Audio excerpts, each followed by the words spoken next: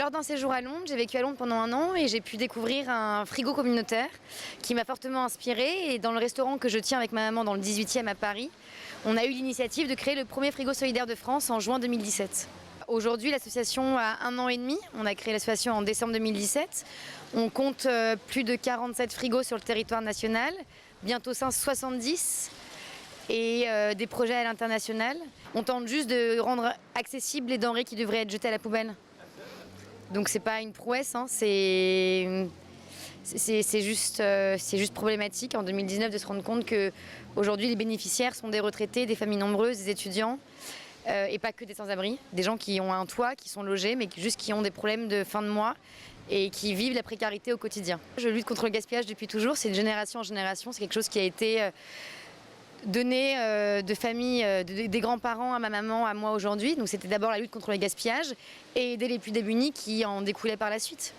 Mais on n'a pas vécu la précarité au sens propre du terme, on est juste sensibilisé à ce fléau aujourd'hui. Le frigo qu'on a nous aujourd'hui depuis 2 ans à la cantine, c'est 50 bénéficiaires pour une quarantaine de déposants et c'est principalement des habitants qui vont alimenter le frigo en déposant des fruits, des légumes, des produits laitiers avant les départs en vacances ou les départs en week-end.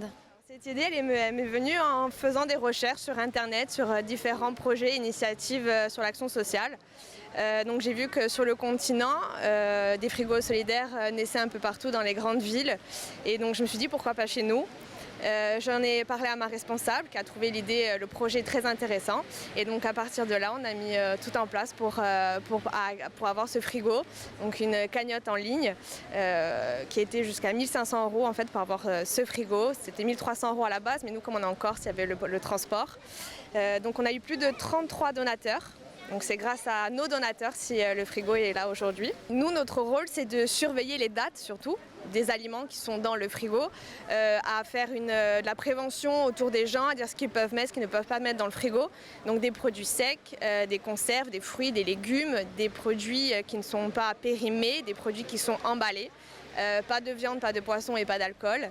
Et ensuite, on compte aussi sur les restaurateurs. Donc on a fait le tour en ville, on leur a expliqué le projet. Les restaurateurs qui peuvent nous donner leur plat du jour au lieu de les jeter. Donc nous, on vient les récupérer, on leur fournit des boîtes et ensuite on les met dans le frigo solidaire.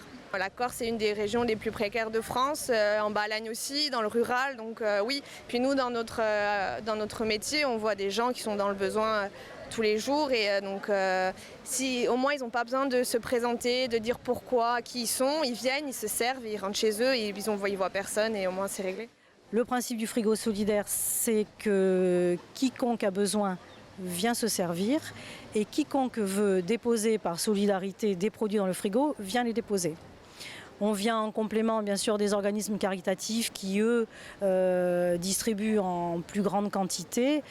Et puis les gens doivent remplir des dossiers. Nous c'est bien plus simple aujourd'hui, donc il y a le Secours catholique ici, on est là, c'est bien plus simple. Celui qui a besoin vient se servir et celui qui veut donner vient donner. C'est la solidarité et aussi c'est pour lutter contre le gaspillage alimentaire.